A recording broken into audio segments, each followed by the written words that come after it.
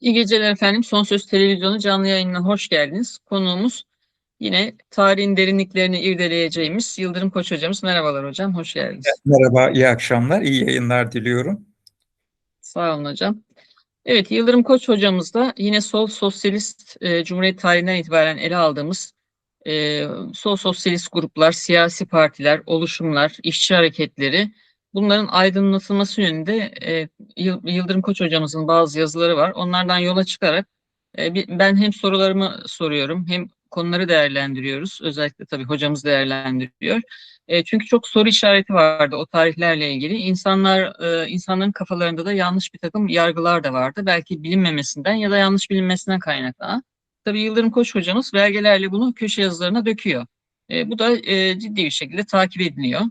Evet hocam, bu hafta tip TÖS saldırılarından başlayalım isterseniz. Daha sonra tabii sosyalist harekete geleceğiz. Sosyalist hareket neden bir yerlere gelemiyor? Neden büyüyemiyor? Neden hep kendi içerisinde bile oy oranları düşükken bin parçaya bölünüyor? Onlar da ayrı soru işareti. Ama ben özellikle Türkiye Öğretmenler Sendikası, Türkiye İşçi Partisi kuruluşları, bunlara geleceğiz. Öncelikle Türkiye Öğretmenler Sendikası'na gelmek istiyorum. Tabii Türkiye Öğretmenler Sendikası, köy enstitülerini belki bunları iç içe düşünebiliriz. Fakir Baykurt çok önemli bir isim bu noktada.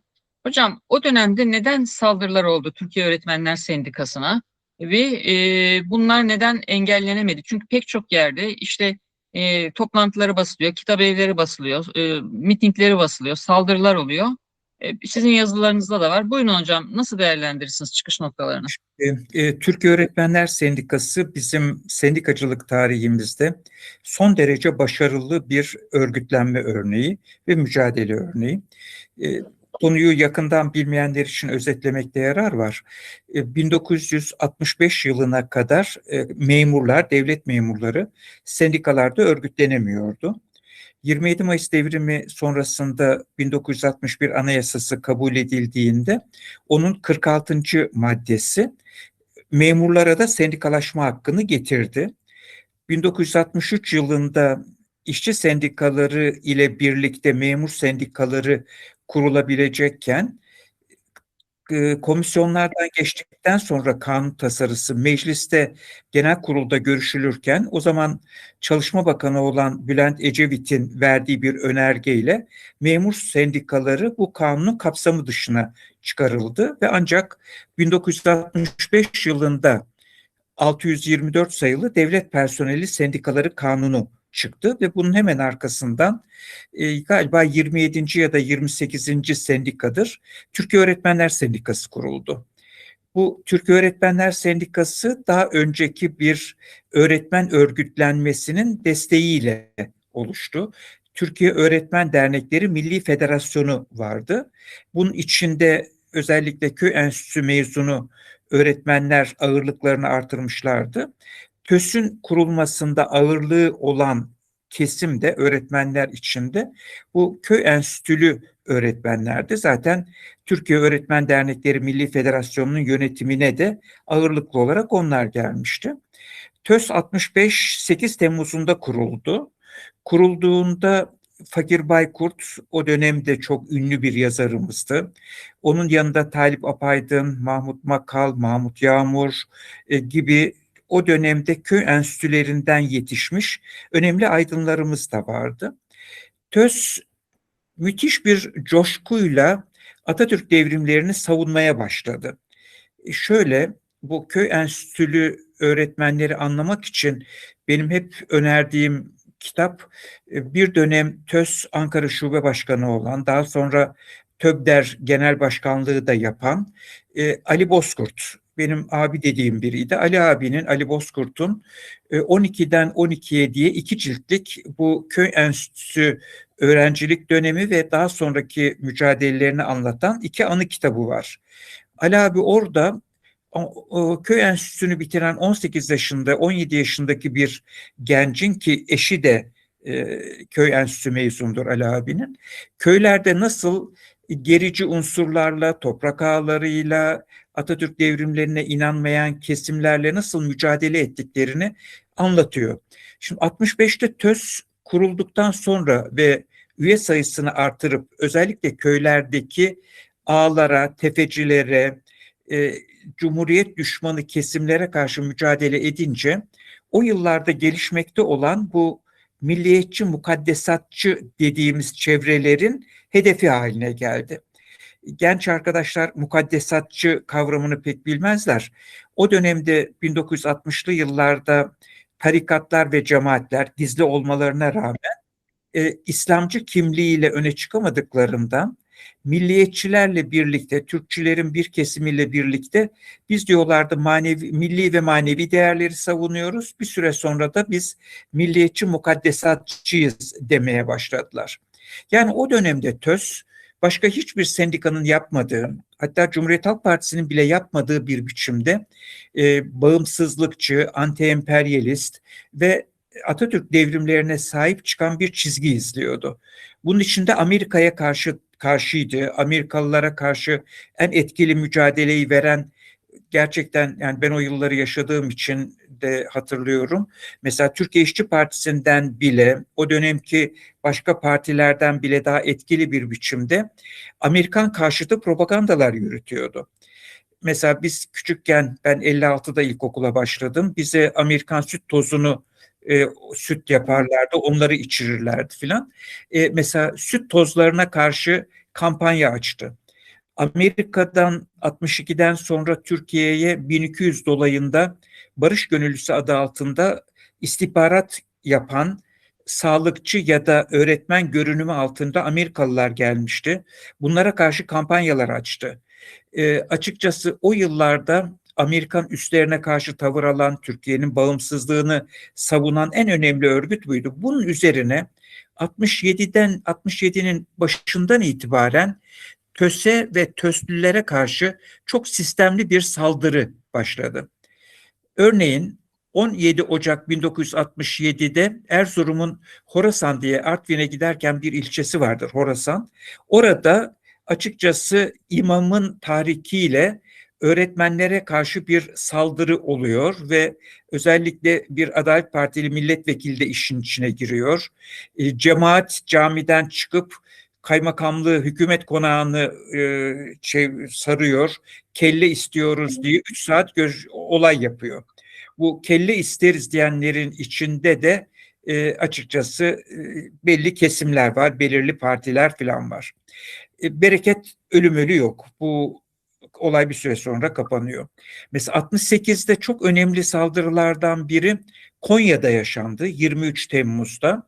23 Temmuz'da da o dönemde Mücadele Birliği diye bir örgütlenme vardı. Aykut Edibali'nin de başını çektiği bir yapılanmaydı. O dönemde bunlara sağın devgenci filan da denirdi.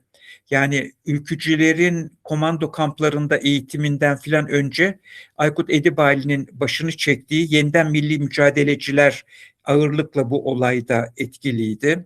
Milliyetçi Öğretmenler Derneği vardı. Odalar, yeresel odalar, yani ticaret ve sanayi odaları filan.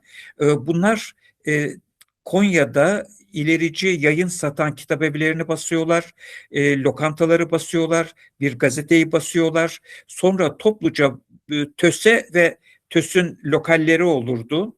Yani 1700-2000 kişilik bir grup burayı basıp tahrip ediyor burayı. Genellikle bu tür tahribat olaylarından sonra da saldıranlar pek ciddi yargılama ya da yaptırımlarla karşılaşmıyorlar. Afyonkarahisar'da Bolvadin'de 10 Ekim 69'da bir saldırı var. Bunları hızlıca geçeyim. Mesela TÖS'ün Düzce şubesine bir saldırı var. Birecik'te var.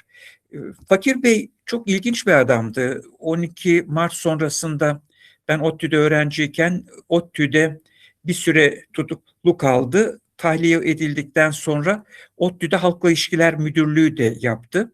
Çok üretken, çok çalışkan bir insandı.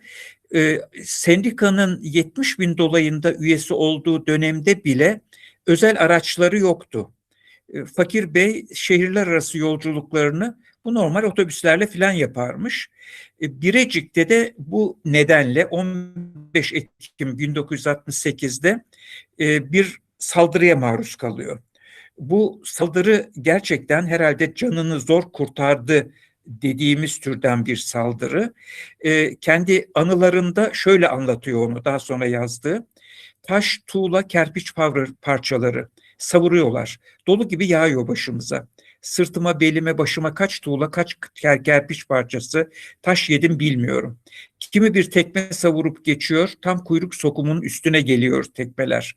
Çok acı duyuyorum, çok mahcup oluyorum. Ben kaçamıyorum, onlar kaçıyor. Başıma yeniden bir taş, sonra bir tuğla geldi, yıkıldım. Korumaya çalışan polis bir daha yemeyeyim diye kolunu kaldırdı filan diye anlatıyor. Boğazlayan'da, Yozgat'ın Boğazlayan'ında yani siyasi görüşü ne olursa olsun öğretmenlerin olduğu her yere gidiyorlar bu TÖS'lüler. En büyük saldırı da Kayseri'de. Kayseri'de TÖS 1965'te kuruldu. İkinci olağan genel kurulu 9 Temmuz 69'da Kayseri'de olacaktı. Aynı zamanda Türkiye Öğretmen Dernekleri Milli Federasyonu'nun da kurultayı Kayseri'de toplanacaktı.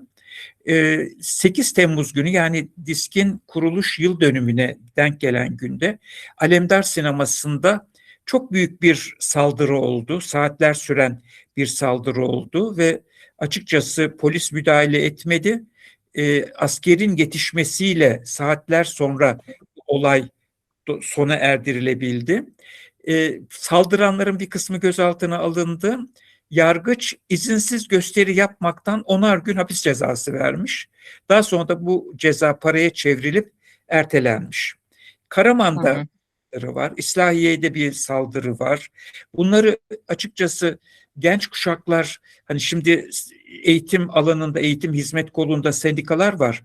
Yani hani tabii ki sorunlar yaşıyorlar filan ama hiçbir kamu çalışanı sendikası TÖS'ün 1967-70 döneminde yaşadığı fiziki saldırıları yaşamadı. Yani Hı TÖS hı. şöyle yani dağ başındaki bir köyde bir TÖS'lü öğretmen o köyün ağasıyla ya da Cumhuriyet devrimlerine karşı çıkan gerici bir unsuruyla, tefeciyle kavga ediyor. Bir kişi veya iki kişi ve o dönemde köylünün ağırlıklı etkisi altında tutan köylüleri, kişilerin tahrikiyle bu insanlar hedef olabiliyorlar. Yani bu şeyden farklı bir sendikada diyelim DİSK'in örgütlü olduğu bir sendikada eylem yapmaktan farklı bir olay bu. Ve bu saldırılar 1971 Ocak ayına filan de kadar devam etti. Ocak-Şubat aylarında da uzun bir liste var.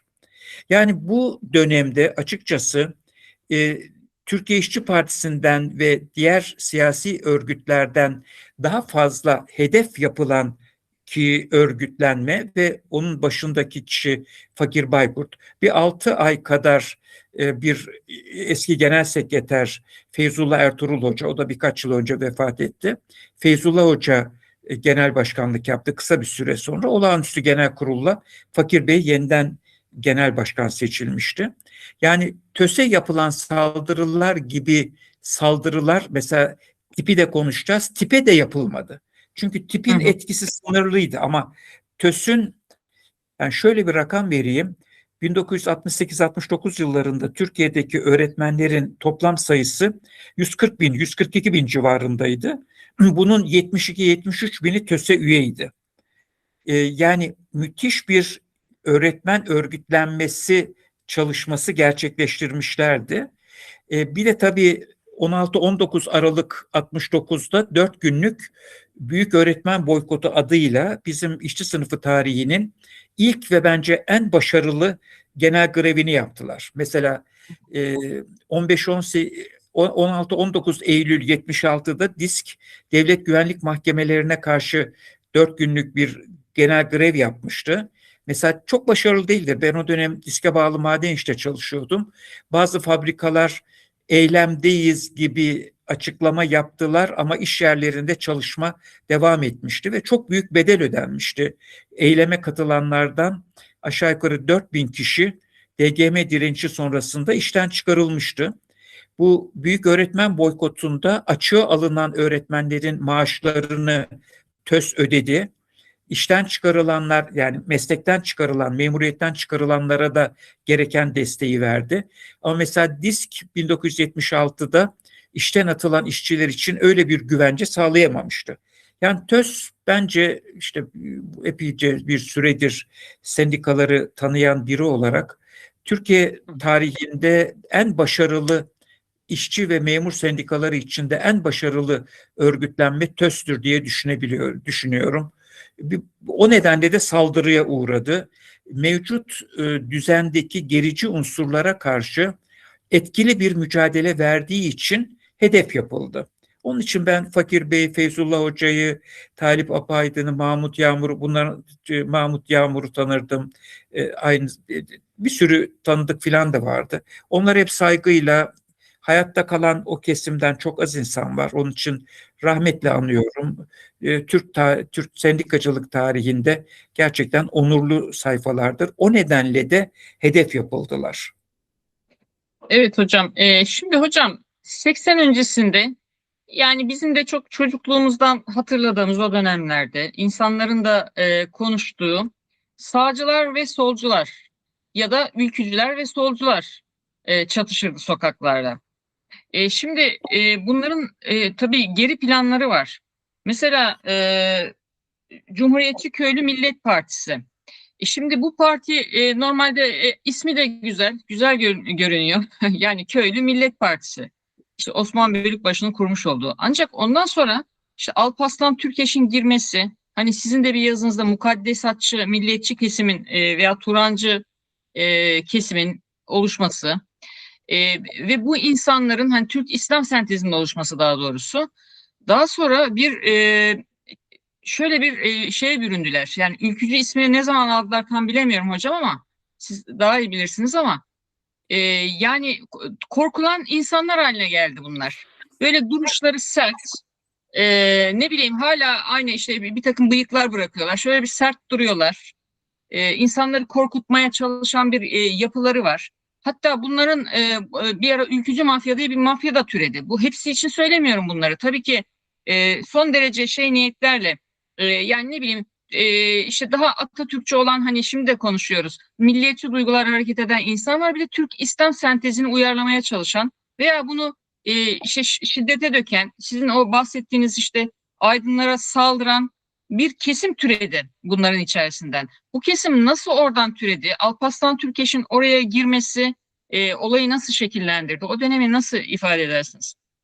Şimdi Cumhuriyetçi Köylü Millet Partisi daha önce de kurulmuş olan, faaliyet gösteren, bir dönem galiba Ahmet Tahtakılıç başkandı. 1965 yılında Alparslan Türkeş, Muzaffer Özdağ ve 14'ler dediğimiz 27 Mayıs sonrasında oluşan Milli Birlik Komitesi'nin 14 üyesinin bazıları, Numan Esin, 1965 yılında CKMP'ye giriyor. Ve kısa bir süre sonra 65 sonunda doğru bir olağanüstü genel kurul yapılarak Alparslan Türkeş genel başkan yapıldı. Onun arkasından CKMP bir program kabul etti. Ben bu konuda bir yazı yazdıktan sonra Muzaffer Özdağ'la ilgili Sayın Namık Kemal Zeybek telefonla bir haberleşmemiz oldu. 56 dakika sohbet ettik. O yılları konuştuk Sayın Namık Kemal Zeybek'le. Namık Bey yanılmıyorsam 44 doğumlu, yani 80'ini aştı. O yılları yaşayan, benden çok çok çok daha iyi bilen biri. Namık Kemal Bey'in söylediğine göre CKMP programını yazan kişi Sayın Ümit Özdağ'ın babası Muzaffer Özdağ.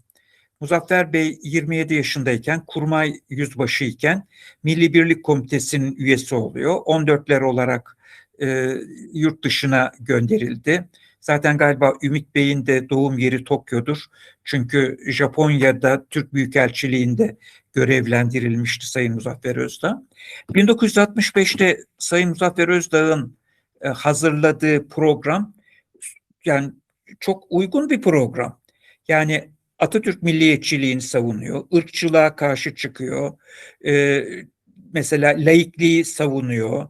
Mesela şöyle diyor, programdan okuyorum: biz laikliği dinsizlik olarak değil, devletle din izafe edilmemesi, devletin sosyal, ekonomik, hukuki temel düzeninin din kurallarına dayandırılmaması anlamında kabul ediyoruz diyor. Türk milliyetçiliği, yine 21. maddeyi okuyorum. Türk milliyetçiliği, Türk milletine, kültürüne, devletine sevgi ve bağlılık ve hizmet ülküsüdür. Türk milletine beslenen büyük sevginin ifadesi olan milliyetçiliği, kurucu, koruyucu, yaratıcı, yükseltici, ilerletici bir ruh ve şuur ve kudret kaynağı olarak görüyoruz. Daha ötesi 22. madde programın partimizin ilke ve amaçlarından saydığı Türk milliyetçiliği anti-emperyalist, bu kavramları kullanmışlar Sayın Hı Muzaffer hı. Özil hazırladığı programda. Anti-emperyalist, barışçı, hürriyetçi, demokratik bir milliyetçiliktir. O madde devam ediyor. Bu özellikleri Türk tarihinden, halk ruhundan, inançlarından ve Atatürk ilkelerinden alır.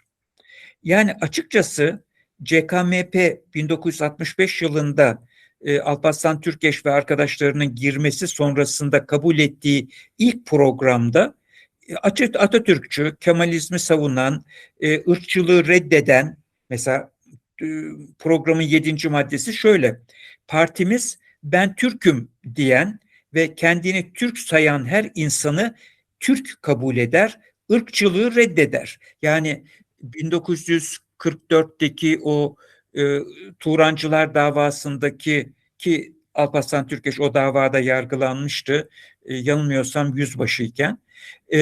Mesela Turancı ırkçı bir görüş vardır. CKMP'nin 65 programında bu yok.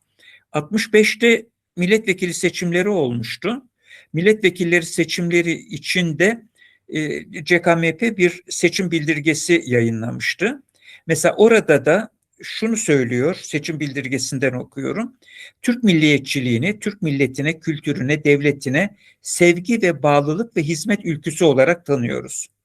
Bu bakımdan bütün milliyetçi dernekleri desteklemek ve geliştirmek kararındayız.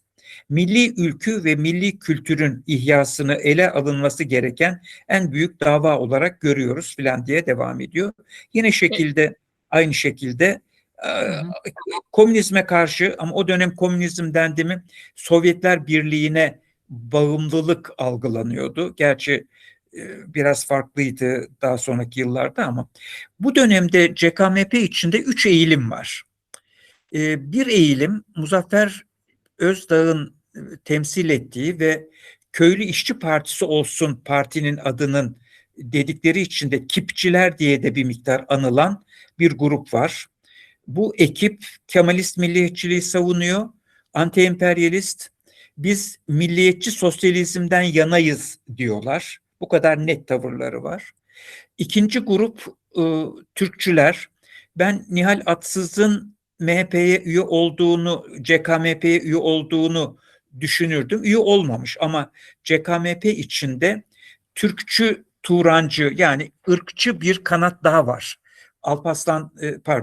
Nihal Atsız, Hüseyin Nihal Atsız ile bağlantılı. Üçüncü kesimde Alparslan Türkeş'in başını çektiği bir şey. Fakat Alparslan Işıklı benim hocam da, onu andık bu Evet. arada. Evet, doğru, Alparslan anmak lazım. Türkeş'in ilginç bir özelliği var. Şimdi Cevat Fehmi Başkut 1960'lı yıllarda Cumhuriyet Gazetesi'nde yazan ünlü bir gazetecimiz.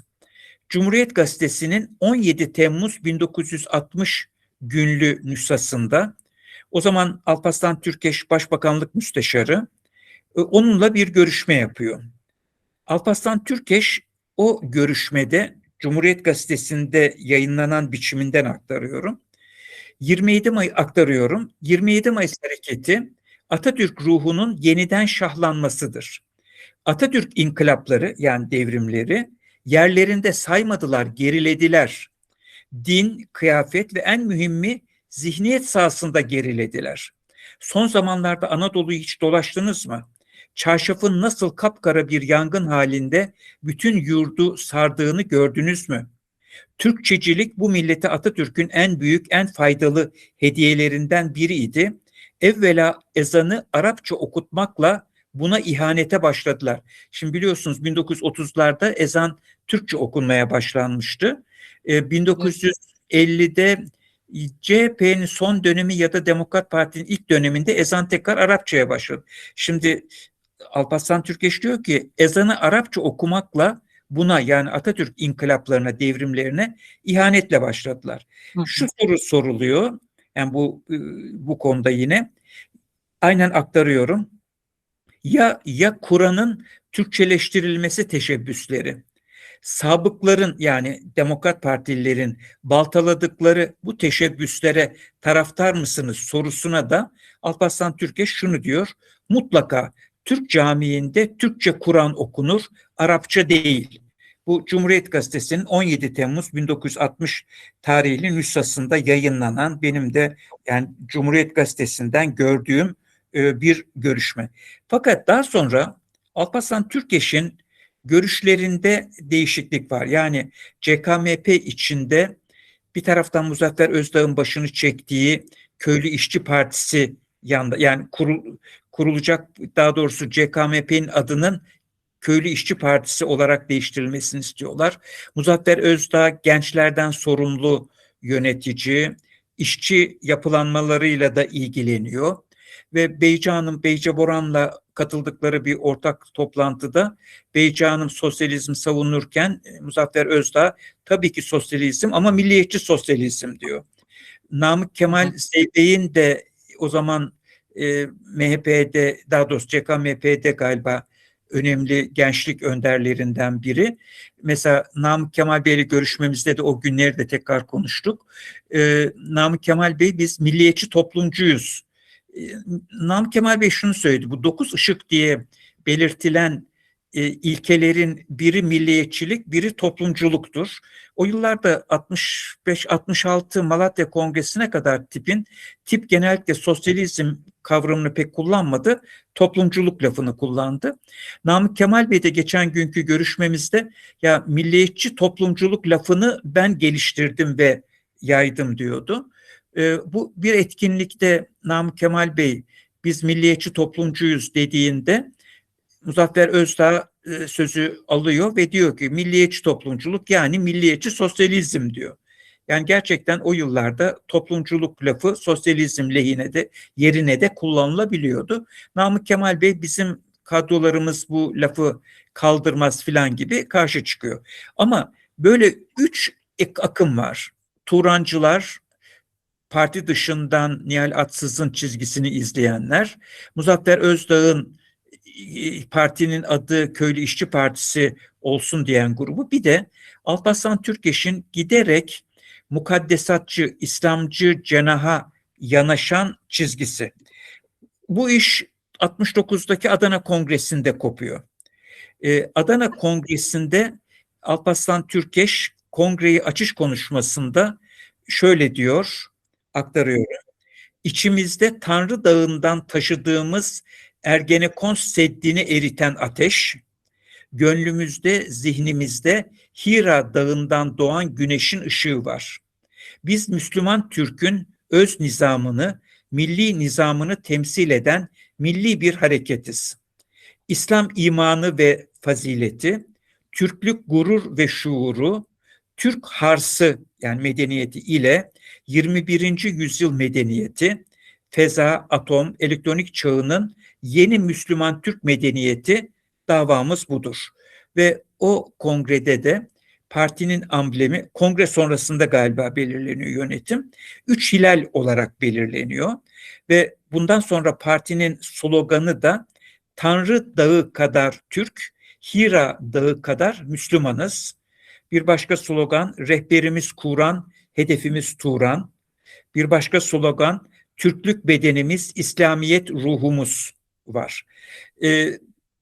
Belgesini tam bulamadım ama bazı yazarların söylediği bir şey var. Bu kongre sonrasında 69'daki bu kongre sonrasında bir iddiaya göre Nihal Atsız gazetecilere şunu demiş: MHP'de Allah Tanrı'yı kovdu. Çünkü o tarihe kadar bu MHP'li gençlerin eminlerinde Tanrı Türk'ü korusun vardı. Nihal Atsız'ın ben bu ara mektuplarını okuyordum. Mektuplarının çoğunun sonunda Nihal Atsız Tanrı Türk'ü korusun yazıyor ya da TTK yazıyor Tanrı Türk'ü korusun diye. Ama daha sonra şey değişiyor. Allah Türk'ü korusun oluyor. Evet, Bir evet. de Yani E, daha İslamcı söylemlere doğru gidiyorlar. Ancak Evet. hocam ben bir şey soracaktım. Bu ayrışma tabii bu 1960 ihtilali işte orada Alparslan Türkeş veya Muzaffer Özdağ onlar sürgün ediliyor değil mi? Uzaklaştırılıyorlar. Hani benim aklımda Yani kaldı. 27 Mayıs'tan sonra 14'ler olarak uzaklaştırılıyorlar. E, Yurt dışına benim çıkarılıyorlar. evet yani benim aklımda kaldığı kadarıyla onlar hemen demokrasiye geçilmesine karşılar sanıyorum. Biraz daha o sürecin devam etmesinden yanalar. Yanlış mı hatırlıyorum? Yani Öyle bir şöyle, niyetleri var. ben geçenlerde bu yazılardan sonra Suay Karaman'la konuştum. Suay benim çok Evet, sevdiğim bir arkadaşım. Suay'ın babası da Milli Birlik Komitesi'nde evet, yani evet. subaydı. Supi E, Karaman. Evet, evet. evet, evet, Supi Karaman. Supi Bey'in Suay'a anlattığı bazı olaylar var. Yani gidenlerin nitelikleriyle ilgili oradaki ve mesela 14 değil de 15 olsaymış galiba Supi Bey de o gruba dahil edilecekmiş. Yani 14'ler çok homojen bir topluluk değil. Mesela 14'ler içinde olan Numan Esin daha sonra CKMP'ye Alparslan Türkeş'le birlikte katılıyor. Ama 68'de filan Atatürkçülükten kopuldu diyerek CKMP'den istifa ediyor. Birlikte sürgüne gönderilenlerden bir diğer kişi döndükten sonra bir ara Yönde sosyalizmi savunan yazılar yazdı. Daha sonra Cumhuriyet Halk Partisi'nden milletvekili oldu. Yani 14'lerle ilgili hani böyle bunlar homojen bir gruptu, şuydu tam diyemiyoruz. Eskiden beri öyle bir söylenti vardır ama ben Hı işte hı. anıları okudukça bir de özellikle son Supi Bey ile ilgili Supi Bey'in anlattıklarını Suay'dan dinledikçe böyle çok homojen bir yapı olmadıklarını düşünüyorum. Burada kritik isimlerden biri Dündar Taşer. Hı Bu hı. Dündar Taşer şimdi bir süre önce yani epey bir süre önce ben Said Somuncuoğlu ile Sayın Somuncuoğlu ile uzun bir yolculuk yaptık. İkimiz bir arabada yalnızdık. O zaman mesela Dündar Taşer'in ölümü biraz tartışmalıdır. Geri geriye giden bir kamyonun altında kalır. Bazı kişiler bunun bir kasıtlı olay olduğunu söylüyorlar. Fakat o arabayı kullanan kişi epey bir süre hapiste yatmış filan. Öyle bir iş yapacak biri değil gibi de gözüküyor. Ama bu komando kampları 68'den itibaren galiba kurulmaya başlandı. Bu komando kamplarında eğitim, İslamcı vurgunun öne çıkarılması komando kamplarında ve yetişenlerin de bir süre sonra bu kavgalara dahil olması 68 sonrasında.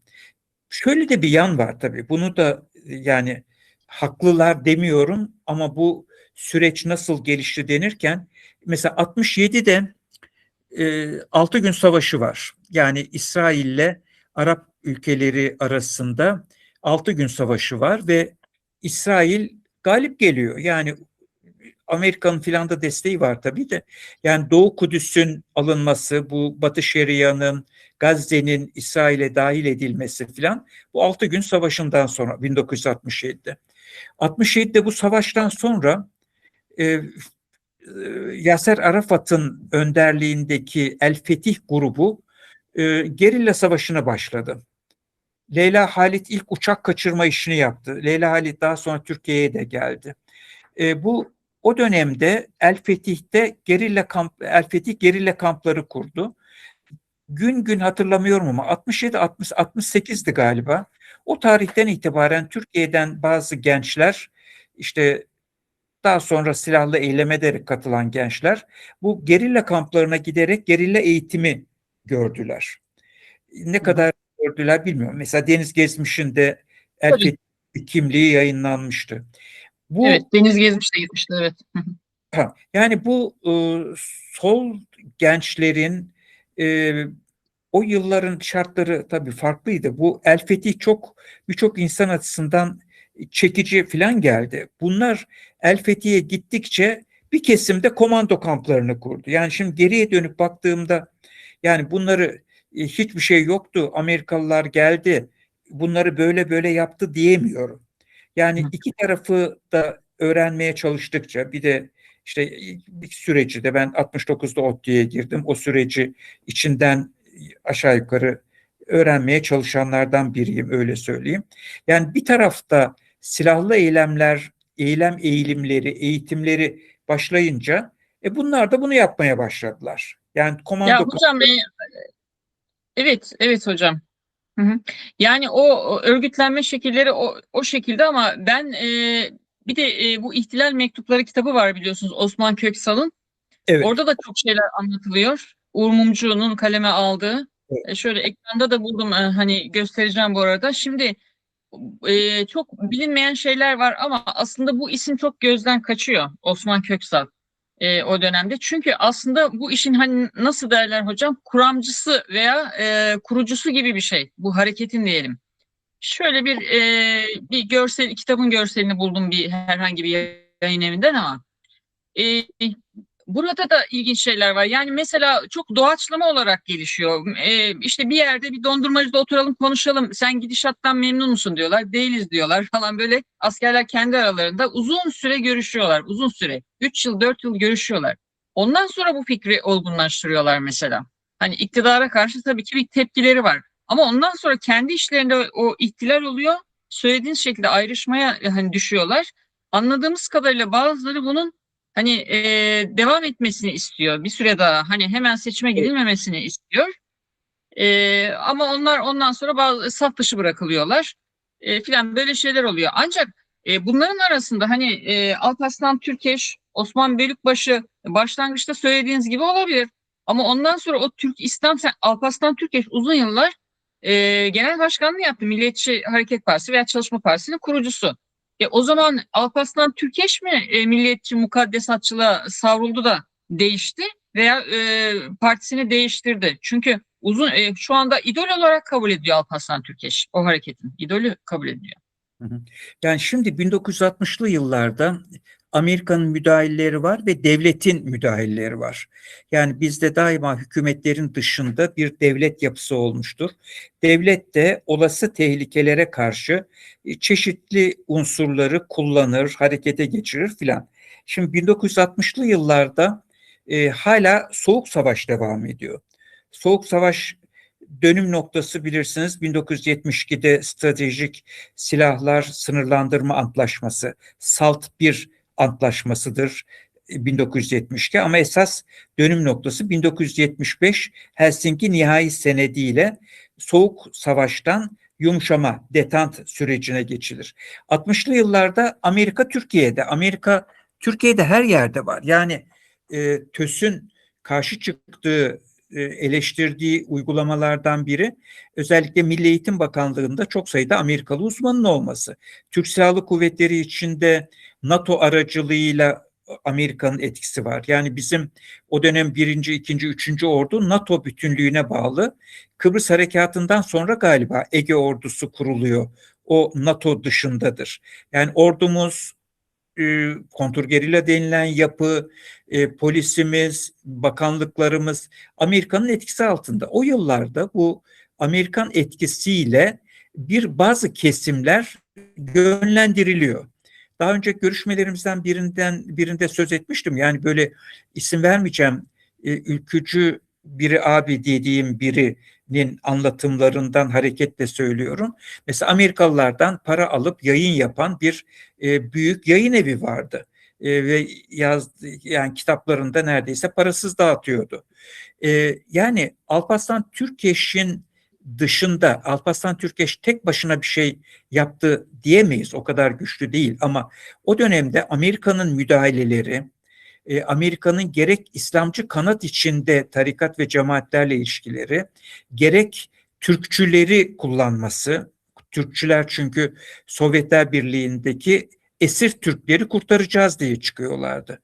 Esir Türkler dediğimiz kimler? İşte Türkmenistan, Azerbaycan, Kırgızistan'daki Türkler, Hı hı, Özbekistan'daki Türkler, Kazakistan'daki Türkler. Bu Amerika'nın hı işine hı, geliyordu. Onun için Amerika bu kesimleri de destekledi. Bunlar hı. ajandır demiyorum, ama Amerika'nın teşviki, desteği, yönlendirmesi vardı. Belirli bir dönem Sovyetlerde olup daha sonra Almanlarla filan çalışan, daha sonra Amerikalıların istihbarat örgütünde görev yapan kişiler filan var. Bütün bu süreç 1960'lı yıllarda tırmana tırmana bir tarafta sol özellikle 1967'den itibaren gelişirken diğer tarafta da solun gelişiminde de Sovyetlerin etkisi ne kadardı onu şimdi tartışmayalım. Ama öbür tarafın ülkücü hareket diye ortaya çıkan komando kampları ve de 1975'ten sonra silahlı çatışmaların tarafı olan ülkücü hareketin oluşmasında Alparslan Türkeş önderdir ama Alparslan Türkeş'in görüş değiştirmesinde bir dönem Atatürkçülüğü savunurken Kur'an-ı Kerim'in Türkçe okunmasını savunurken, ezanın Türkçe olmasını savunurken 1960 yılında, 69'da işte Tanrı Dağı kadar, Türk Hira Dağı kadar İslam noktasına gelmesinde 1960'lı yıllarda Amerika'nın ve devletin içindeki bazı unsurların tabanı oluşturmasının belirleyici olduğunu düşünüyorum. Yani o dönemde Sovyetler Birliği tehdit olarak en üst noktadaydı. Yani bizim silahlı kuvvetlerimiz bile, yani bakın biz 1964'te Kıbrıs'a çıkartma yapamadık çünkü paraşütçümüz yoktu ve çıkartma gemilerimiz yoktu. Niye? Çünkü Türk Silahlı Kuvvetleri Sovyetlerden gelecek bir tehdide göre NATO içinde yapılandırılmış ve biçimlendirilmişti. Biz 64'te İsmet Paşa'nın başbakanlığı döneminde çıkmaya niyetlenip Kıbrıs'a çıkamayınca ondan sonra millet yapar kampanyaları açıldı gazeteler tarafından, paraşütçü birliklerimiz, komando birliklerimiz güçlendirildi filan. 60'lı yıllar böyle bu anlamda bu saflaşmanın kişilerin önderliğinin ötesinde arkasında Amerika Birleşik Devletleri'nin e, devletin içindeki bazı kesimlerin ve bazı başka dış güçlerin de etkili olduğu bir süreç bu dönem. Yani Alparslan Türkeş o nedenle değişti. Belki yani 60 yılındaki Alparslan Türkeş'le 69 yılındaki Alparslan Türkeş birbirinden gerçekten çok farklı. Hocam, tamam. Şimdi istiyorsanız tipe gelelim. Türkiye İşçi Partisi. Şimdi Türkiye İşçi Partisi'ni sendikalar kurdu aslında. Yani dolayısıyla hakikaten o dönem tabanında işçiler vardır. Türkiye İşçi Partisi'nin. Ondan sonra Mehmet Ali Aybar'ın işte başına geçilmesi. Kemal Türkler onu öneriyor veya ısrar ediyor genel başkan olması için. Bildiğimiz kadarıyla. Mehmet Ali Aybar tipin başına geçiyor. Ve o dönem Türkiye İşçi Partisi büyük bir aşama kaydediyor. Tabii şimdiki Türkiye İşçi Partisi bu 2017'de kurulan bu farklı. E, En azından ben hani baktığım zaman kökeninde onları acaba şey olarak kabul ediyorlar mı? Onu bilmiyorum. Yani kuruluş 2017 olarak gözüküyor. Hani o Türkiye İşçi Partisi ile bu Türkiye İşçi Partisi birbirinin devamı olarak kabul ediliyor mu bilemiyorum. Ancak o dönem hakikaten son derece çalkantılı dönemler. Kemal Türkler'in daha sonra tabii ki o harekete yön veren isimlerden başında DİSK'in kurucusu, aynı zamanda Türk Metal Sendikası'nın kurucusu ve öldürülmesi dönemine kadar uzanan bir işçi hareketlerinin de yöneldiği bir siyasal süreç var. Şimdi hocam buna nasıl bakıyorsunuz? Bir yanda bir ülkücü kesim oluştu. Yani keskinleşen kanatlar oluştu, öyle söyleyelim. 70'lere gelindiğinde özellikle 80 darbesinden hemen önce. Keskinleşen gruplar oluşuyor. Ülkücüler tamam 60'lı yıllarda belki farklı bir amaçla kuruldular ama ondan sonra 70 dönemlerini işte hatırlıyoruz. Kan dökülmeye başlandı. Sağcılar, solcular diye vatandaşın tanımladığı tanım buydu. Birbirini öldürüyorlardı. Ancak ülkücü gruplar ve sol gruplar özellikle ön plandaydı. Bu sol gruplar tabii işte belki Deniz Gezmiş ve arkadaşlarının öldürülmesi var ama ondan sonra işte Dev Yol, Dev Sol, kendi içerisinde bölünmeler var. Silahlı mücadeleye devam etmek isteyen gruplar var. O karışık bir döneme girildi. Şimdi hocam 70'ler burada bence çok önemli. Çünkü tam keskinleşme noktasına getirdiler toplumu ve insanlar birbirini hakikaten öldürmeye başladı. Bu aşamada ülkücü grupların Türk İslam sentezi, yani niçin öldürdüler karşı tarafı sizce? Bir, mesela Türk İslam sentezi ise şeye bakıyoruz işte sizin az önce okuduğunuz madde madde işte kuruluş aşamasında bu insanlar hani anayasaya saygılı gibi gözüküyor. Ne olursa olsun. Laik, çağdaş Atatürk Cumhuriyeti'ne bağlı gibi gözüküyorlar. O zaman hata neredeydi? Neden pek çok katliam yapıldı? Tabii sol gruplardan da karşı tarafı öldürenler oldu. Sağcılardan da diğer tarafı öldürenler oldu. Neden bu keskin çatışma noktasına gelindi o zaman? Şimdi önce tipten başlayalım. Tip 13 Şubat 1961'de sendikacılar tarafından kuruldu. Sosyalizm filan diye bir olay gündemde değil. 1962 8 ya da 9 Şubat'ında Mehmet Ali Aybar'ın tipin genel başkanlığına getirilmesi sonrasında toplumculuk lafı ama sosyalizan bir çizgi. 1964 İzmir Kongresi'nde Sovyetler Birliği'nin o yıllarda savunduğu kapitalist olmayan yol tezini temel kabul eden bir program kabul ettiler. 66 Malatya Kongresi'nde de sosyalizm kavramını kullanmaya başladılar. 68'de tip içinde bölünme oldu. Bir tarafta Behice Boran, Sadun Aren, Nihat Sargın, Sovyet 68 Çekoslovakya olaylarından sonra diğer tarafta Mehmet Ali Aybar ve bazı başka gruplar vardı. Bu parti 1970 Ekim'indeki 4. Kongresinde Kürtlere ilişkin aldığı karar nedeniyle Anayasa Mahkemesi tarafından kapatıldı. Bu birinci tip. İkinci tip 1 Mayıs 1975'te Galatasaray, İstanbul'da Galatasaray semtindeki ben de katılmıştım o toplantıya, bir toplantıda kuruldu. 1 Mayıs 1975 Genel Başkanlığına Behice Boran getirildi. Bu tip de 1987 yılına kadar devam etti. 1987 yılında Türkiye Komünist Partisi ile birleşerek Türkiye Birleşik Komünist Partisi TBKP adını aldı. TBKP 1991'de kapandı, sona erdi. Şimdi tip olarak faaliyet gösteren örgüt daha önce şimdiki TKP ile birlikte bir yapılanmaydı. Ayrıldılar, daha sonra adlarını tip olarak değiştirdiler. Ama eski tipin, yani birinci tip ve ikinci tipin devamı kendilerini ileri sürseler bile öyle bir organik bağları, canlı bağları yok. Dediğim gibi zaten ikinci tipin 87'de kapanması, birleşmesiyle TBKP'ye dönüşmesi sonrasında, yani kaç kişi kaldı o dönemden hala hayatta, siyasi faaliyette, vallahi bilemiyorum. Şimdi 75'tenki olay şu. Şimdi burada kritik nokta, Amerika'nın bu süreçlere müdahalesi dikkate alınmazsa ve Türkiye'de bir sürü kurumda, özellikle Soğuk Savaş yıllarında Amerikan etkisi dikkate alınmazsa, ülkücülerle devrimciler arasındaki silahlı çatışmaları çözmek mümkün değil. Yıl yıl devletin resmi rakamlarında siyasi cinayetlerde hayatını kaybeden ve yaralananların sayılarına bakıyorsunuz.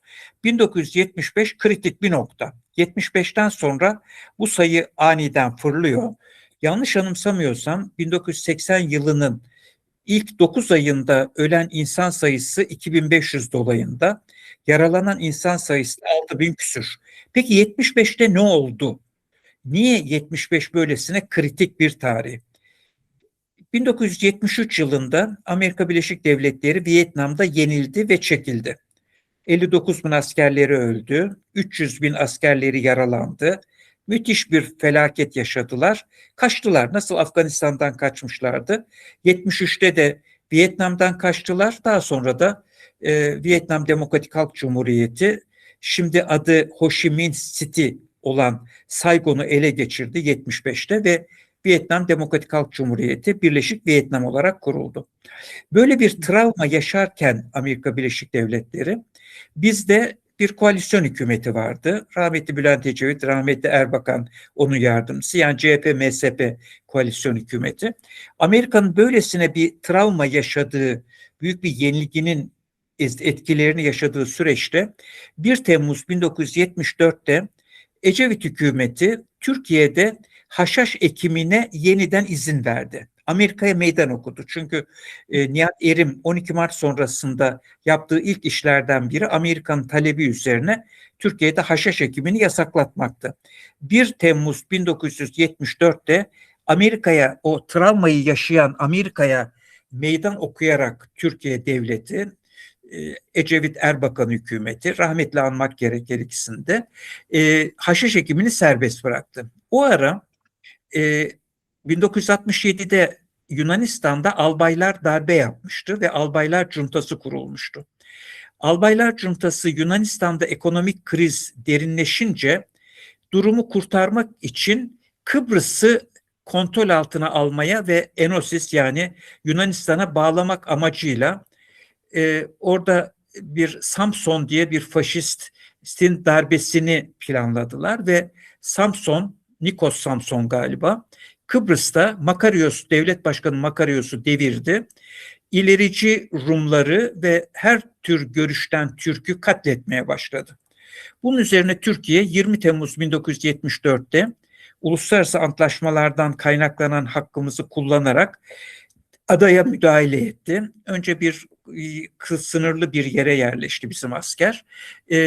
15 Ağustos'ta da ikinci operasyonla adanın %37'si bizim kontrolümüz altına girdi. Esasında asker bazı bölgelerde, benim bazı anılardan okuduğum, esasında istenseydi Kıbrıs adasının tümü kontrol altına alınabilirdi ama uluslararası dengeler dikkate alınarak bu yola başvurulmadı dediler. Bunun üzerine Amerika Türkiye'ye kontrolü altına aldığı bölgelerden geri çekilmesini talep etti. Türkiye çekilmedi. Bunun üzerine Amerika Türkiye'ye ambargo, askeri ambargo, daha sonra Avrupa ülkeleriyle de Türkiye üzerinde ekonomik baskı uygulamaya başladılar. O ara Ecevit hükümeti gitmişti. Rahmetli Demirel'in başbakanlığında 1. Milliyetçi Cephe hükümeti kurulmuştu. 1. Milliyetçi Cephe hükümeti iki önemli karar aldı. Biri, Kıbrıs'ta devlet kurdu. Kıbrıs Türk Federe Devleti diye. İkincisi de Temmuz 1975'te Türkiye'de faaliyet gösteren, yanlış anımsamıyorsam 21 taneydi, Amerikan üst ve tesisine el koydu. Buradan 6.000 dolayında Amerikan askeri Türkiye dışına çıkarıldı ve bunlar İran'a gittiler çoğunlukla. Ve üsler Türkiye'nin kontrolü altına geldi. Kritik tarih bu. 75'ten itibaren Amerika Türkiye'ye yönelik gizli operasyonlarını hızlandırdı. Bu gizli operasyon neydi? Sağ sol kavgasının tahrik edilmesi. 76-77'de o zaman Kara Kuvvetleri Komutanı bir darbe girişiminde bulundu ama rahmetli Demirel çok uyanık davranıp adamla birlikte bir grup subayı daha emekliye sevk etti. Darbe girişimini engelledi. 77 1 Mayıs Taksim provokasyonu tamamıyla bu sürece hizmet edecek bir operasyondu. 75'ten itibaren Türkiye'de sağ sol kavgası tırmandırıldı. Yani bugün eskiden o kavgalara taraf olmuş insanlarla konuştuğumuzda, yani yapılanın açıkçası doğru olmadığı konusunda herkes hemfikir. Bu 78'den sonra daha da tırmandı. Çünkü 78'de şimdi etrafta dolaşıp hani yeniden İran'a döneceğim diyen bir salak var. Rıza Şah Pehlevi'nin oğlu, 79 Ocak ayında İran'ı bırakıp giden Rıza Şah Pehlevi'nin oğlu. Rıza Şah Pehlevi 78'de kitle hareketleri gelişince Ocak ayında İran'dan kaçtı. Şubat başında da Hümeyni İran'a geldi ve Amerika'yı en büyük şeytan ilan ederek Amerikan üslerine falan el koydu. Bunun üzerine 78'den itibaren Amerikalılar Türkiye'ye baskı yapmaya başladılar. İran'daki üslerinin tehlike altında olduğunu görünce Türkiye'deki üslerin yeniden açılması için ambargoyu kaldırdılar.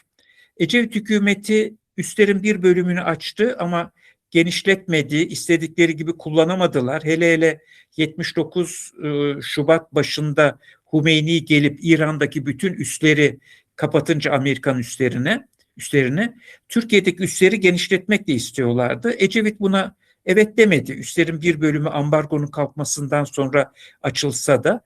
Bunun üzerine 79 Ekim'inde Türkiye'de öyle bir ekonomik kriz yaşattılar ki işte, yani tüp gaz kuyrukları, margarin bulamıyorduk, filtre sigara yoktu, benzin bulunamıyordu, birçok fabrika üretimi kıstı. Yani çok ciddi bir ekonomik kriz yarattılar. Demirel 1979 sonunda Ekim ayında yapılan seçimlerde CHP büyük bir yenilgi yaşadıktan sonra iktidara geldiğinde Türkiye'yi 70 sente muhtaç ettiler demişti. Yani döviz rezervleri falan sıfırlamıştı. Yani şeyi hatırlıyorum ben, Türkiye buğday ihraç ediyordu. Wells Fargo diye bir şirket Türkiye'nin ihraç ettiği buğdayın ödemelerine uluslararası bazı yargı süreçlerini kullanarak el koydurmuştu. Yani para yoktu. Türkiye dış temsilciliklerindeki personele maaş ödeyemiyordu dövizi olmadığından. 79'da bu nedenle mesela en büyük olaylardan birine 78 aralığındaki Kahramanmaraş olayı. Yani Kahramanmaraş'ta e, özellikle Alevilere yönelik müthiş bir saldırı ve katliam oldu. Niye 78 Aralık? Çünkü 78'in sonunda artık İran'ın gittiği, Amerikan kontrolü dışına çıktığı biliniyordu. Türkiye'de teslim alınamamıştı. O zaman Çorum'da olaylar oldu, Sivas'ta olaylar oldu, Manisa'da olaylar oldu. Kahramanmaraş katliamında resmi verilere göre 100 küsür kişi katledildi. Çoluk çocuk, yaşlı, genç demeden katletti bir kesim. O zaman yani 1975-80 dönemi Amerika'nın Türkiye'de bazı taleplerinin yerine getirilebilmesinin altyapısının hazırlandığı bir dönem. Neydi Amerika'nın talepleri? Biri Yunanistan'ın NATO'ya geri dönmesini istiyorlardı. Ecevit de bunu kabul etmedi, Demirel de kabul etmedi. Ama darbe olduktan sonra Kenan Evren, Roger Planı denilen bir plan çerçevesinde Yunanistan'ın NATO'ya geri dönmesine gereken izni verdi. Üslerin açılmasını istiyorlardı. Ecevit istenildiği biçimde açmadı. Demirel biraz daha uyanıklık yaptı. Bir antlaşma imzaladı ama bu antlaşma mecliste Cumhurbaşkanlığı seçiminde tekrar tur üstüne devam ediyordu. Onu ileri sürerek mecliste onaylatmadı. Onaylatmadığı için de Amerikalıların isteklerini yerine getirmemiş oldu. 12 Eylül darbesi oldu. Şubat 1981'de eski Donanma Komutanı, Deniz Kuvvetleri Komutanı Bülent Ulusu başbakandı. Bülent Ulusu Şubat ayında Amerikan üslerinin Türkiye'de istendiği biçimde açılmasına gereken izni verdi. Yani 75-80 dönemindeki o katliamlar iki tarafında suçu var. Yani bakın 1960'lı yıllarda TÖS'e yönelik saldırılar, tipe yönelik saldırılar tek taraflı saldırılardır. Yani o dönemde sol kesimlerin yani TÖS kimseye saldırmadı. Tip kimseye saldırmadı. En büyük saldırıları 67, 68, 69'da yaşadıklarında. O yıllarda yani şöyle bir olay anlatayım yaşadığım için. Benim çok sevdiğim bir arkadaşım ülkücüdür. Aynı yaştayız. İlahiyat mezunudur. Bir gün Ankara'ya geldiğinde İzmir Caddesi'nde buluştuk. E, Dedi ki gel İlahiyatçılar Vakfı var oraya bir uğrayalım. Çıktık, ülkücüler selamlaşırken kafalarını hani farklı yapıyorlar ya. Ben de Evet. bizim arkadaşla birlikte olduğum için gittiğimiz yerde herkes ülkücüydü. Beni de öyle zannettiler, öyle selamlaştık. İşte oturduk, 1960'ları konuşuyoruz falan. Şey diye anlattı biri. Dedi ki Fen Fakültesinden 2 solcu çıkmıştı. Adamları dövdük. Sonra bizim arkadaş bu öğrencilerin dağıtılan kitaplarını toplayıp arkada dövdüğümüz adamların kolunun altına sıkıştırdı. Yani hani dövdük de öldürmedik ya da Hı hı. kitaplarını toplayıp verdik. O ara bana sordular ya siz o zaman nerelerdeydiniz diye. Dedim ki ben ODTÜ'de Sosyalist Fikir Kulübü çevresindeydim o yıllarda. Neyse güldük.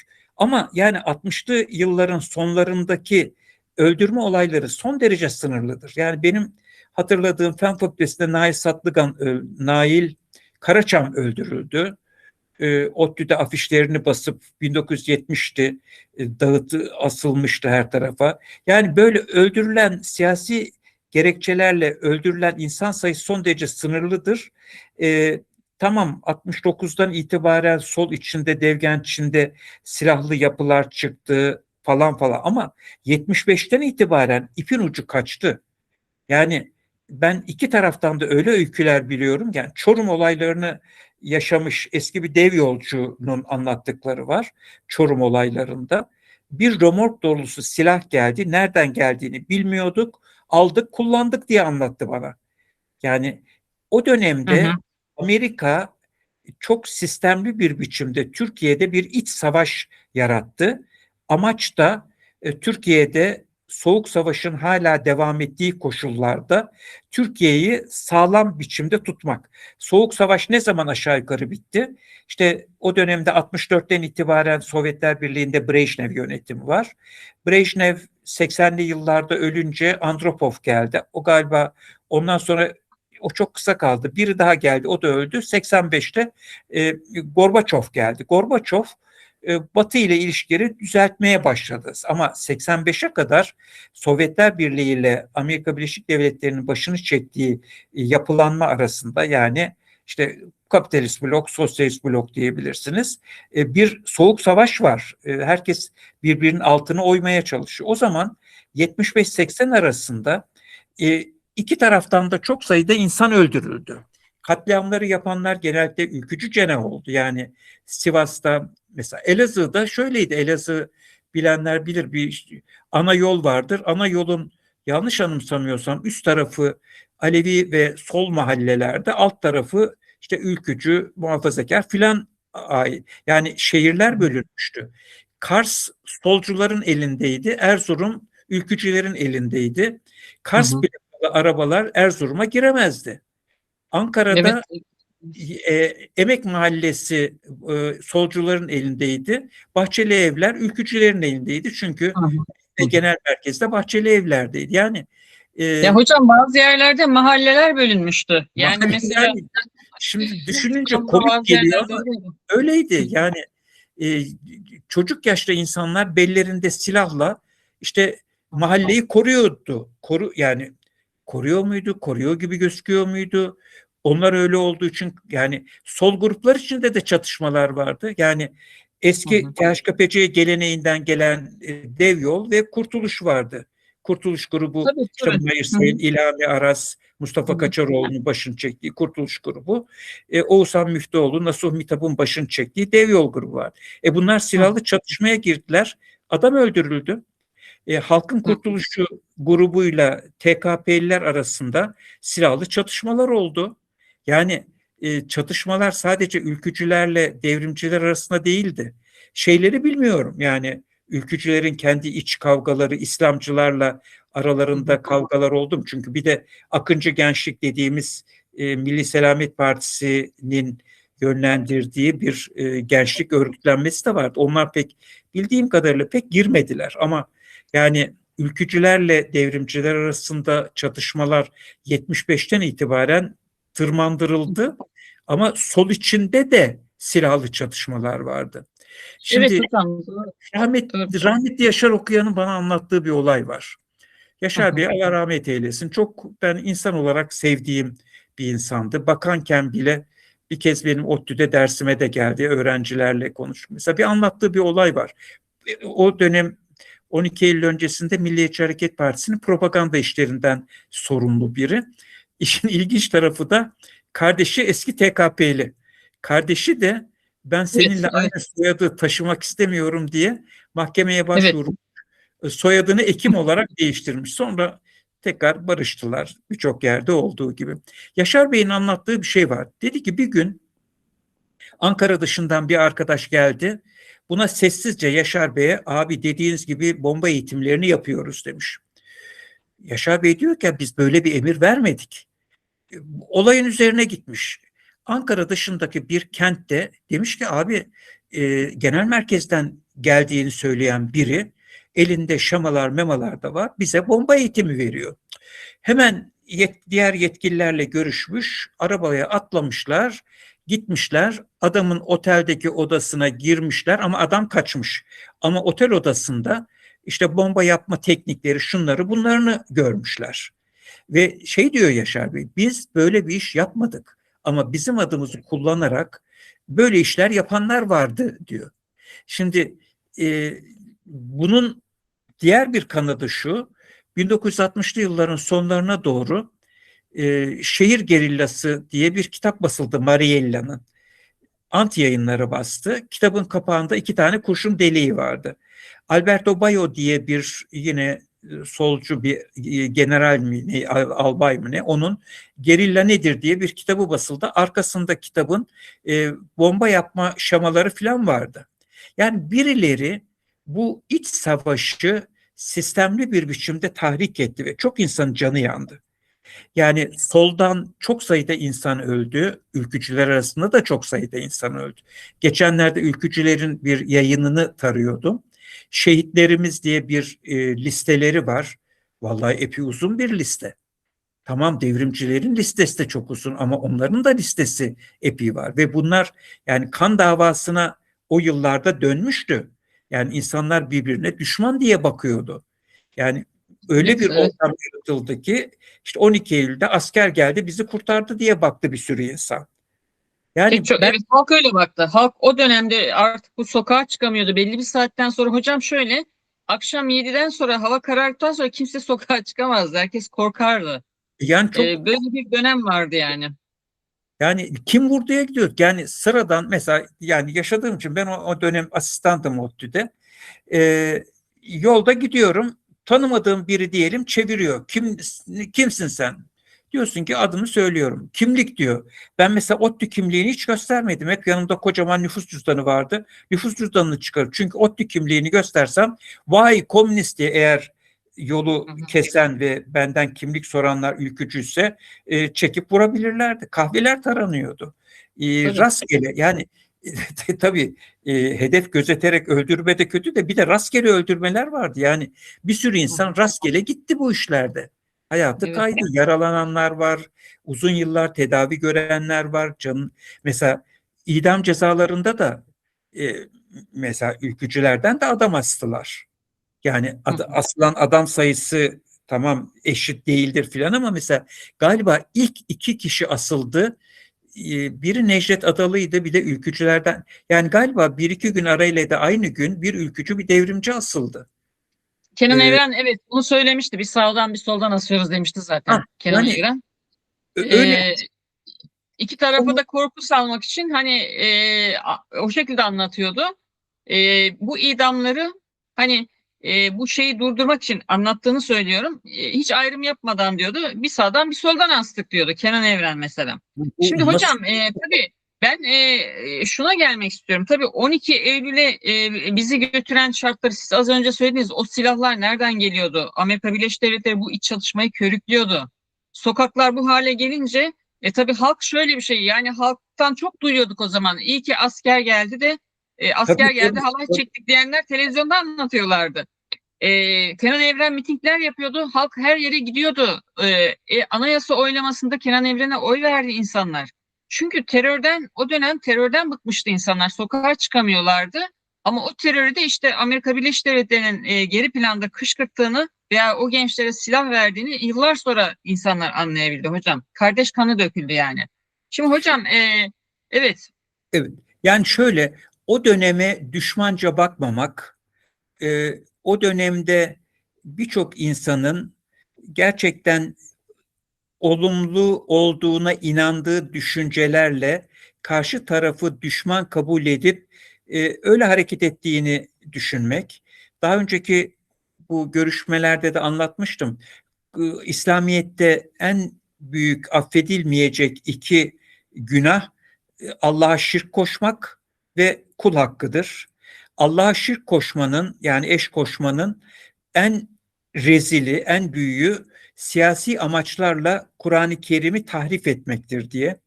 O yıllarda Kur'an-ı Kerim'e sağcılık, solculuk kavramları sokuldu ve milleti bölmede, birbirine karşı tahrik etmede Kur'an-ı Kerim gibi bir kutsal metin bile kullanıldı.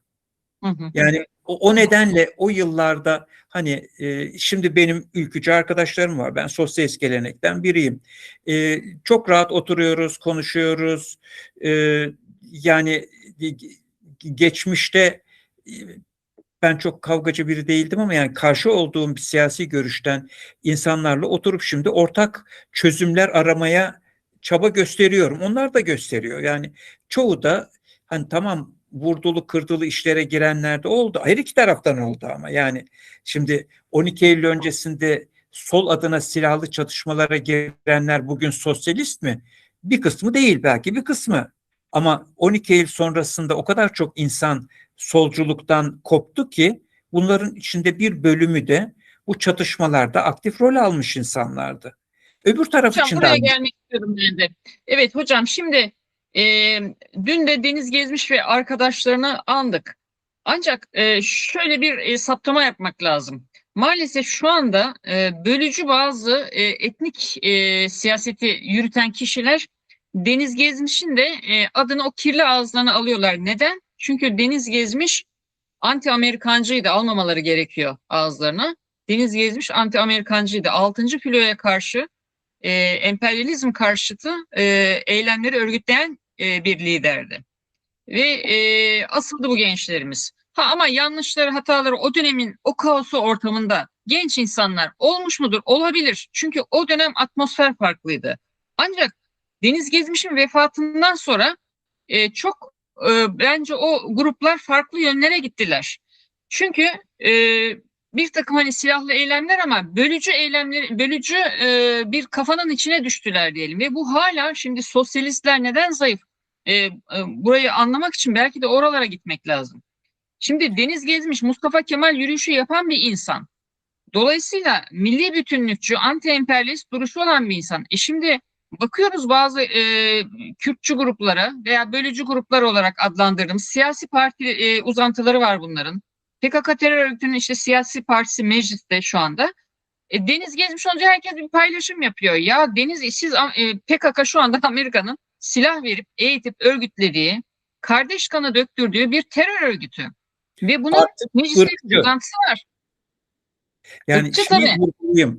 Yani Irkçı Türk ve bölücü bir örgüt. milliyetçiliği ırkçı değil. Kürt milliyetçiliği ırkçıdır. PKK ırkçıdır. Aynı Onu ırktan söylüyorum. Evet. olanların birliğini savunuyor. Yani Evet. gericidir, Evet. gericidir ve hani irredentizm diye bir kavram vardır. Yani mesela Turancılık tüm dünyadaki Türk soyluları bir araya getirmeye çalıştığı için irredentist deriz buna. Olumsuz bir ifadedir. Kürt milliyetçileri hem ırkçı oldukları için gericidir hem de çeşitli 4 ülkedeki Kürt soylularını bir araya getirmeye çalıştıkları için, yani Turancılığın Kürt versiyonudur. Hem ırkçı oldukları için gericidir, hem irredentist oldukları için gericidir, hem de emperyalizmin hizmetinde onun taşeronu oldukları için gericidir.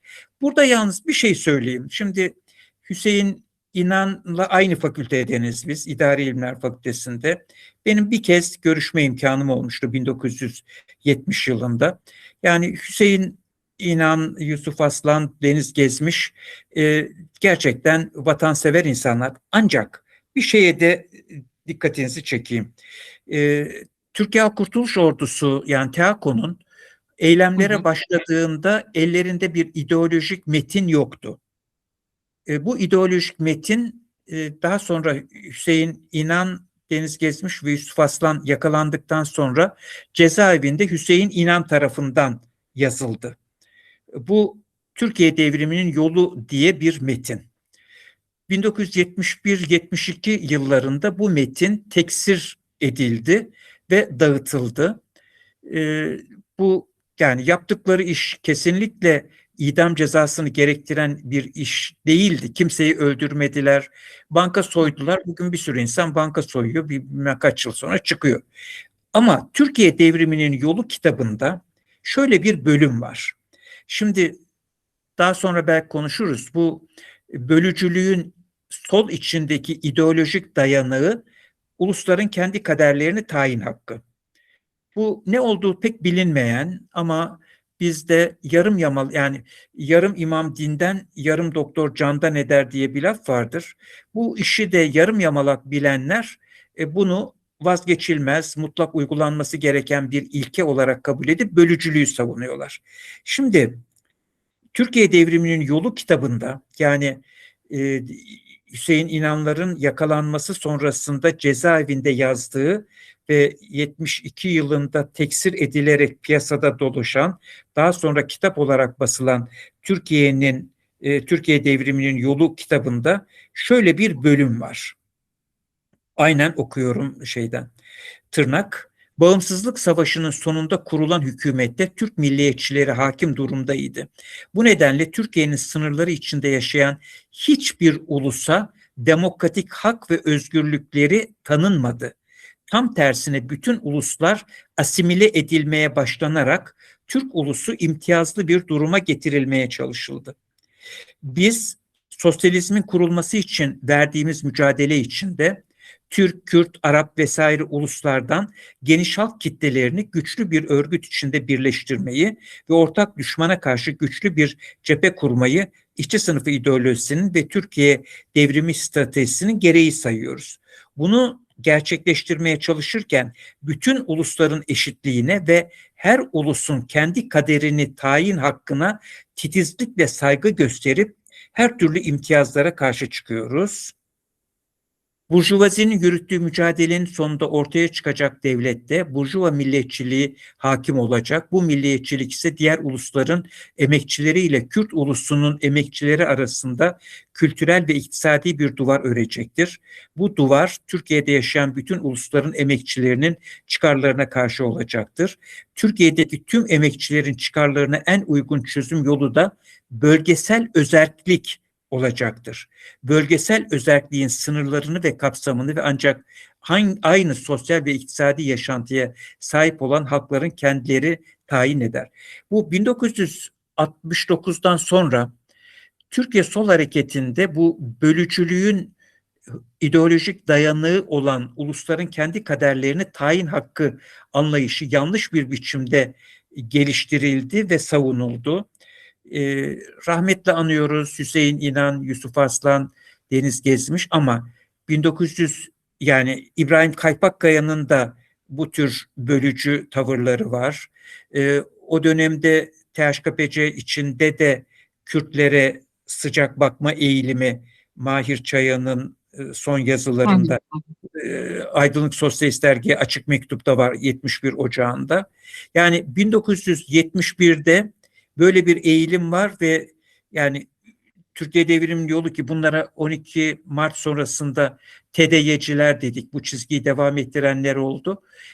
Yani bence üzülerek böyle bir bölücülüğe ideolojik temel teşkil eden ulusların kendi kaderlerinin tayin hakkını savunduklarını da kayda geçirmek lazım. Burada tabii şu da bilinmiyor. O dönemin tartışmalarında hiç bilinmedi. Üç kavramı karıştırıyorlar. Etnisite, milliyet ve millet. Yani ulus demek millet demek. Milletleşmiş bir kitlenin kendi kaderini tayin hakkı diye Lenin'de var, Amerikan Devlet Başkanı Wilson'da Hocam var.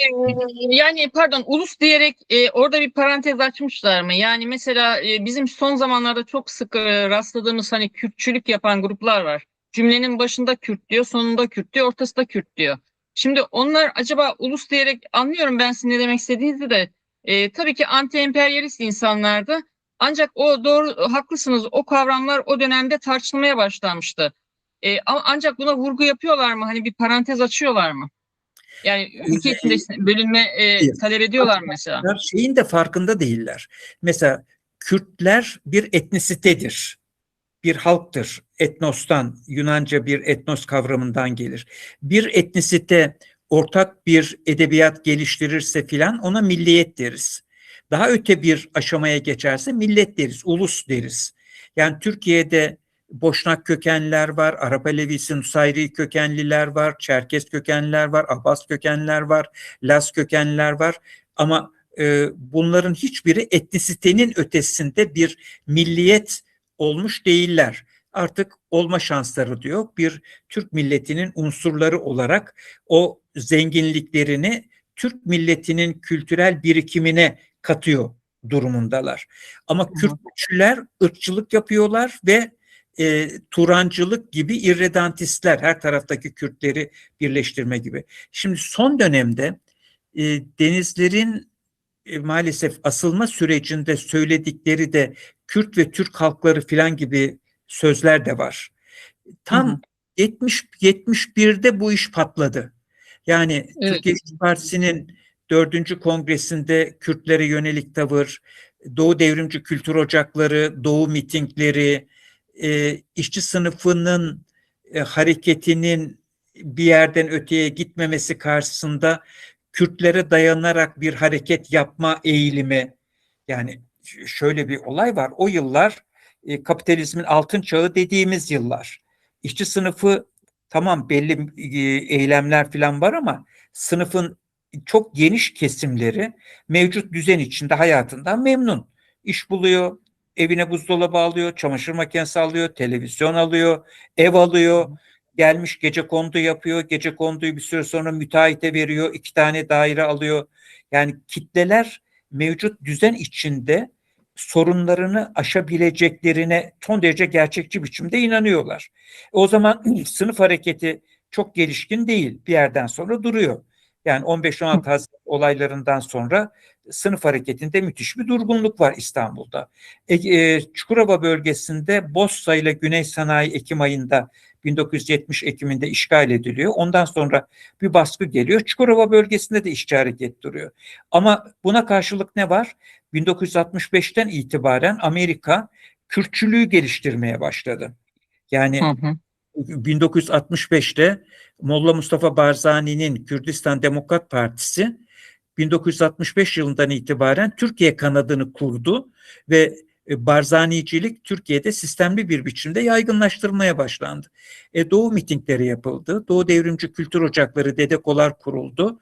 O zaman birçok insan açısından işte kafasında bir devrim yapma umudu, amacı varsa, işçi sınıfına etki yapamıyorsa bakıyor Kürtçülük iyi bir alan. Yani bir şeyler çıkabilir buradan.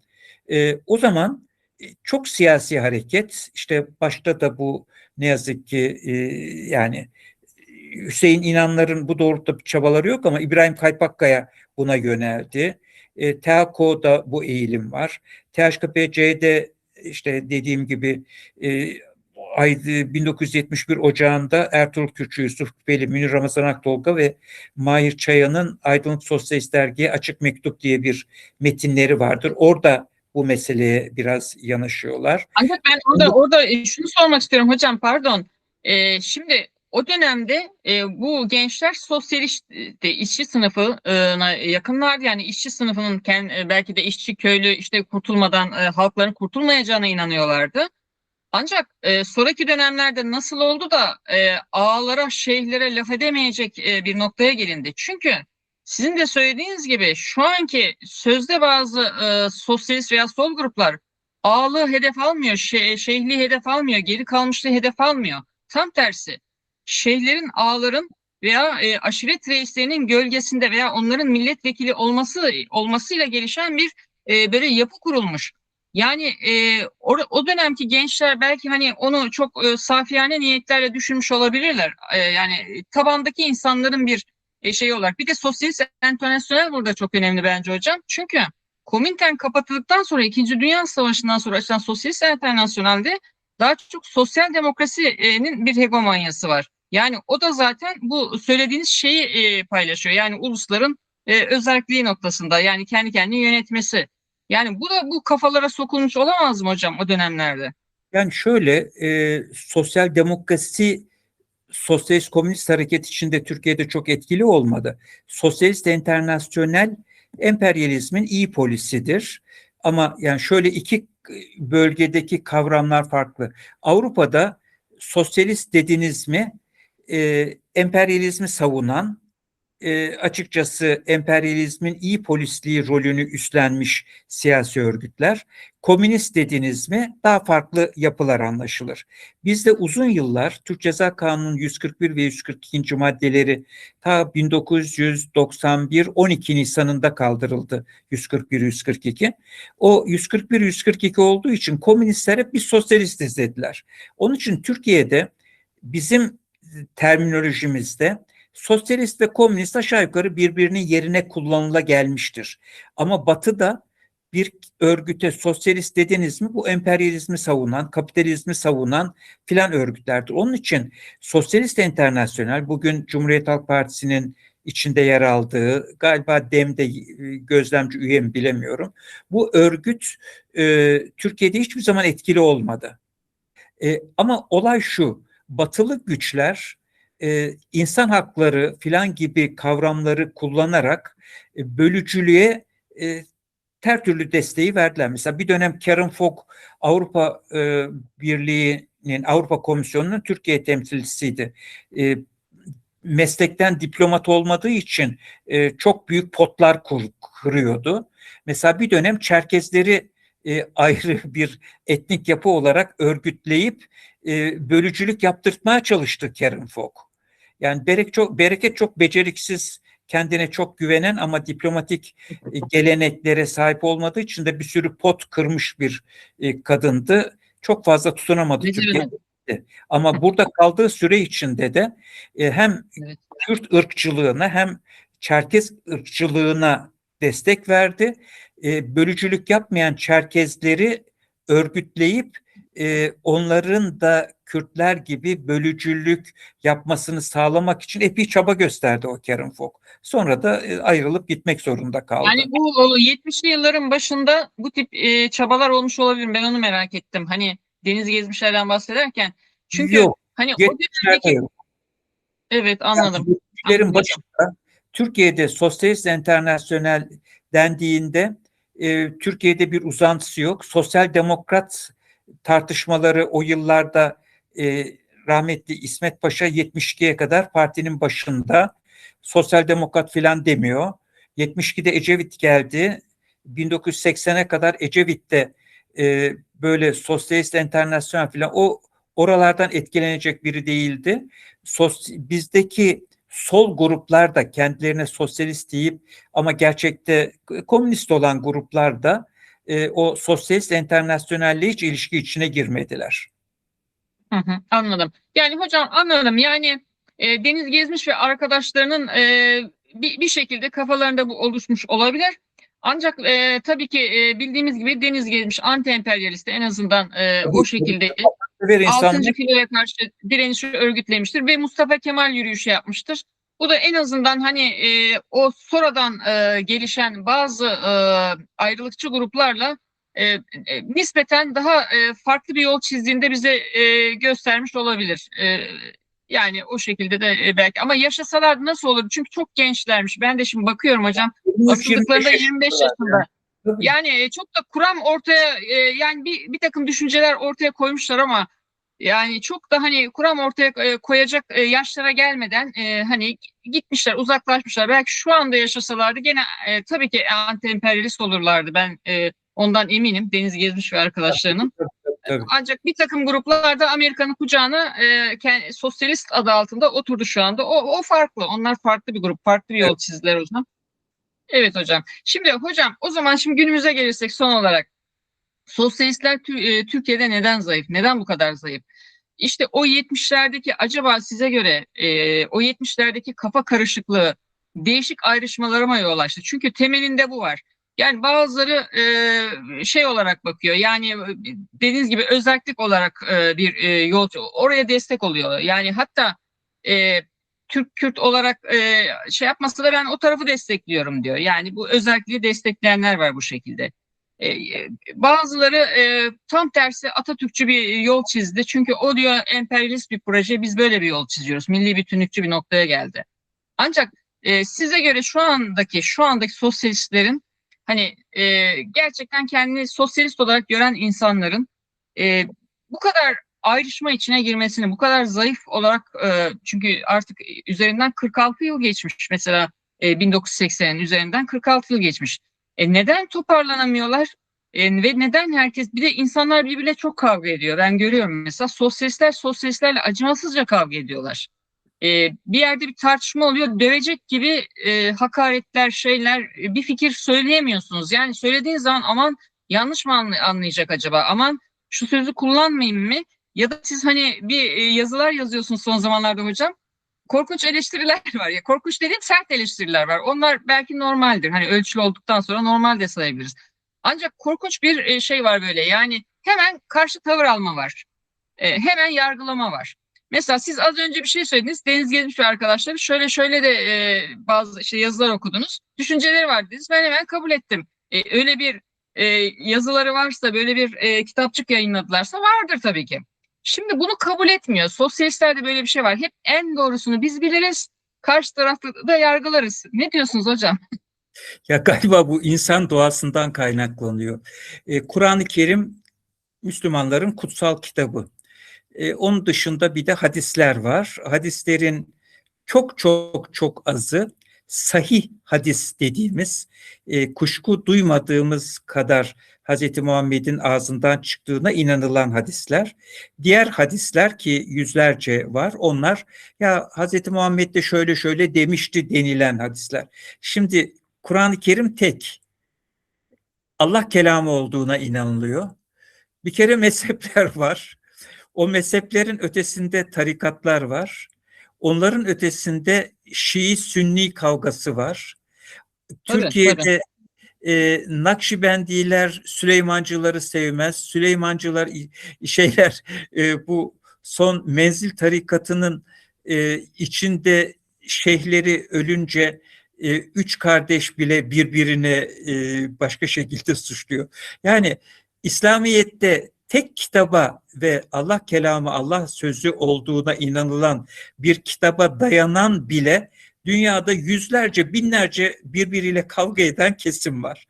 Onun için Hocam onları biliyoruz zaten. Onlar bin parçaya sosyalistler bölünmüş. arasında Tarikatlar bile kendi işlerine bölünmüş. Ama sosyalistler de hepsi birer parçaya bölünmüş. Hepsi bireysel olarak ben de haklıyım diyor sanki. Yani böyle bir şey gözlemliyoruz. bütün tarikatlar da ben haklıyım, geri kalanı kafir diyor. Yani bu insan doğasında da var galiba ki hani sosyalizmde tek bir kitap yok, bir düşünce sistemi var. O düşünce sistemi içinde çok büyük akımlar var, geçmişte kavgalar olmuş filan. Yani ben bir parça bunu doğal kabul ediyorum. Ama şu önemli, e, yarım imam dinden, yarım doktor candan eder.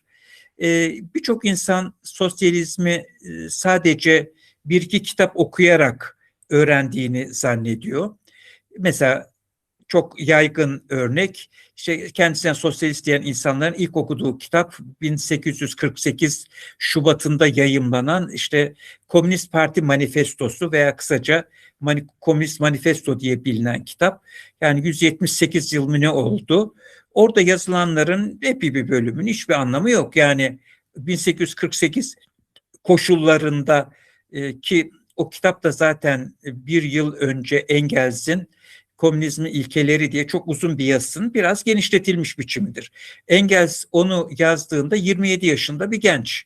Engels 1820 doğumludur. 1847'de basıldı Komünizmin İlkeleri yazısı, çok uzun bir yazı. 48 Şubat'ında da Marx'la birlikte, yani hani şimdi diyoruz ya Deniz Gezmiş, Hüseyin İnan, yani ne kadar genç insanlardı. Evet, Manifesto evet. yazdıklarında Marx 1818 doğumlu, 28, 38, 48, 29 yaşında.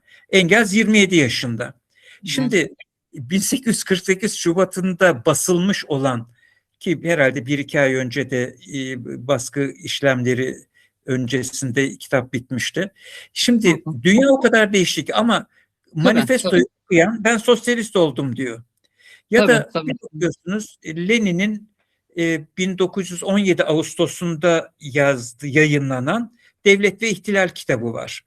Vatandaş 1917, yani Rus devrimi öncesinde, Ekim devrimi öncesinde yayınlanmış Devlet ve İhtilalini okuyup devlet düşmanı oluyor. Hı Ya hı. kardeşim diyorsun, ama bak daha sonra Rus devrimi olduktan sonra iç savaş başladığında 50 bin dolayında Çar ordusu subayı Kızıl Ordu'da görev yaptı. Yani eski devletin subayları Kızıl Hı hı. Ordu'ya geçti. 50 bin tanesi. Adam bunu bilmiyor ki arkadaş.